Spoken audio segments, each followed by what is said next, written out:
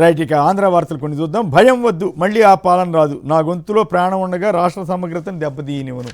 ఏందో మరి ఈయన ఏం సమగ్రతకు ప్రాబ్లం వచ్చిందో ఏంటో పవన్ కళ్యాణ్ గారి వ్యాఖ్యలు. బెదిరింపులు మానండి అని మళ్ళీ, లేదా ఏం చేయాలో తెలుసని వైసీపీ నేతలకు పవన్ హెచ్చరిక. జరుగుతుందంటే ఎవరు, చేస్తున్నదంతా అరాచకాలు చేస్తుందంటే ఎవరు, ఈయనేమో ఎవరిని బెదిరిస్తున్నారు, అసలు ఈయన భయపడుతుంది, నిజంగా ఈయన భయపడి మాట్లాడుతున్నారా ఏంటా అనే దాని మీద రకరకాల వ్యాఖ్యలు వస్తూ ఉన్నాయి. పల్నాడు ఇగో ఆంధ్రప్రదేశ్లో పరిస్థితులు ఎట్లా ఉన్నాయో పవన్ కళ్యాణ్ గారు ఒకసారి తెలుసుకుంటే మంచిది. ఎల్లో మీడియా చూస్తే ఇవేమి పెద్ద కనపడకపోవచ్చు, ఎక్కడ కనపడకుండా మసిబూసి ఏదో పచ్చగా పూసేస్తారేమో. పల్నాడులో జంట హత్యలు. మాచర్ల నియోజకవర్గం దుర్గి మండలంలో అడిగొప్పల్లో ఘటన. మళ్ళీ వైసీపీ వాళ్ళకి ఇరికించకుండా ఉంటే అదే 10,000. అయ్యా పవన్ కళ్యాణ్ గారు, మీ సనాతన ధర్మంలో 189 టన్నుల గోమాంసం పూడ్చివేతకు సిద్ధమయ్యారంట. కేసు మాత్రం ఆ తెలుగుదేశం ఆయన మీద పెట్టలేదట. పెట్టకుండా జాగ్రత్తగా ఏదో మేనేజ్ చేస్తున్నారంటూ కథనం వచ్చింది. మరి ఈ గోమాంసం మీద ముందు సనాతన ధర్మం కదా మంది, ఏం చేశారు? అలాగే పచ్చగా యథేచ్ఛగా అశోకవనంలో ప్యాకాట్ అంట. లోకేష్ గారితో కలిసి ఉన్న ఫోటో కూడా ఉంది. ఆ నిర్వాహకుడు ఎవరో ఒక ఆయన పుణ్యాత్ముడు. రిక్రియేషన్ ముసుగులో భారీ క్లబ్ నడుపుతున్న టీడీపీ నేత. గురజాల్లో ప్రజాస్వామ్యానికి తూట్లు. కౌన్సిల్ సమావేశానికి వెళ్లకుండా చైర్పర్సన్నే అడ్డుకున్న పోలీసులు. వీళ్ళు పోలీసులు బ్రహ్మాండంగా చేస్తున్నారని ఇందాక తర్వాత వస్తుంది ఆంధ్రజ్యోతి వాళ్ళ కథనం. ఏది చాలా బాగా చేస్తున్నారు ఏంటంటే, చైర్పర్సన్నే గురజాల్లో చైర్పర్సన్నే కౌన్సిల్ హాల్కి వెళ్లకుండా చేయటం అంటే అది గొప్ప విషయమా? కిడ్నాపులతో పాటు ఇట్లాంటివి కూడా చేస్తే చాలా బాగుంది. అయితే ఒకటి, పవన్ కళ్యాణ్ గారు ఒక మాట చెబుతున్నారు, రాష్ట్రంలో అరాచకం వెళ్తుందని చెబుతున్నారు, మేము కంట్రోల్ చేయలేకపోతున్నామని చెబుతున్నట్టుగా మాట్లాడుతున్నారు. అది మాత్రం చాలామంది వ్యాఖ్యానిస్తున్నారు.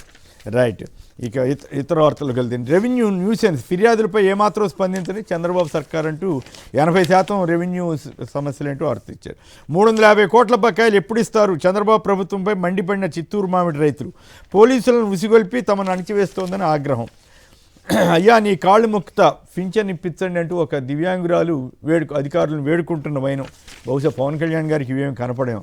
సిబిఐ అదుపులో డీకే ఆదికేశవ నాయుడు కుమారుడు కుమార్తె ఏం చేశారంటే, అనుమానాస్పద స్థితి, నకిలీ స్టాంప్ పేపర్లతో తప్పుడు వీలునామా సృష్టించిన కేసులో వీరిని టీడీపీకి మాజీ ఎమ్మెల్యే సత్యప్రభ, ఆదికేశవ నాయుడు గారేమో టీడీపీ మాజీ ఎంపీ, చిత్తూరుకి మాజీ ఎంపీ ఆయన, ఆ తర్వాత ఈయనేమో టీడీపీ మాజీ ఎమ్మెల్యే ఈమె సత్యప్రభ. వీరి దంపతుల కుమారుడు కుమార్తె ఇద్దరిని అరెస్ట్ చేశారట. మరి పవన్ కళ్యాణ్ గారికి ఇవేమి కనపడవు బహుశా. రోడ్డు ఎక్కితే బాధుడు నిజమే. గత నెల 26న సీఎం చంద్రబాబు సమీక్షలో సెస్సులు ప్రతిపాదించారు, రోడ్లన్నిటికీ టోల్ ట్యాక్స్ ఇవ్వాలని. ఇక ఖర్చు 25 అయితే దోపిడీ 75 అంటే నకిలీ మద్యానికి సంబంధించి ఎల్లో మీడియానే రాసింది. తర్వాత ఇక ఇప్పుడు దాకా ఇన్ని వార్తలు చూసాం కదండి, ఈ ఆంధ్రజ్యోతి వాళ్ళు రాయటం తాట తీస్తున్నారంట. నేరస్తులపై పోలీసులు ఉక్కుపాదం అంటే ఏంటి, పోలీసులే కిడ్నాపర్లు అవుతారెత్తడం, ఇప్పుడు నిన్న గురజాల్లో ఇటన్ని కవర్ చేస్తూ వాళ్ళ తంటాలు వాళ్ళవి. అమరావతిలో వరద నీటి తరలింపునకు మరో 443 కోట్లు అంట. సో పవన్ కళ్యాణ్ గారికి ఆనందంగా ఉందో ఏమో చూడాలి. క్రైస్తవుల భద్రత గౌరవానికి భంగం కలగనివ్వం, అందుకు అందరి కోసం పనిచేసే ప్రభుత్వం మాది అని చంద్రబాబు గారు అన్నారు. మంచి మాట చెప్పారు, తప్పు లేదు. కానీ మరి ఈయనే గతంలో అధికారులను పట్టుకుని క్రిస్టియన్ అని అదని ఇదని ఎన్ని మాటలు మాట్లాడారు. అంటే అధికారం ఉంటే ఒక రకం, అధికారం లేకపోతే ఒక రకం. ఇక దుష్ప్రచారంలో ఈనాడు బరితెగింపు ఎట్లా ఉందంటే, నిన్న వివేక గారి భార్య గారి సౌభాగ్యమ పేరిట భూమి కనపట్టలేదు అసలు అని చెప్పి రాశారు. తీరా చూస్తే ఆవిడ కన్వర్షన్కి పెట్టుకున్నారో ఏంటో దాంట్లో కనపడలేదట. ఇవాళ ఈ రకమైనటువంటి తప్పుడు ప్రచారాలు చేసి సిగ్గులేని రీతిలో ఈనాడు ఎందుకు పనిచేస్తుందో మా పోటాలకైతే అర్థం కావట్లేదు. రిసీట్తో సహా ఇచ్చారు సాక్షిలో ఇవాళ. అలాగే ఇక తిరుపతిలో అంట గోవింద అంటే ఏదో 50 కిలోల బంగారం ఏదో అప్పట్లో కనపడలేదంటే ఇప్పుడు కనిపెట్టారంట.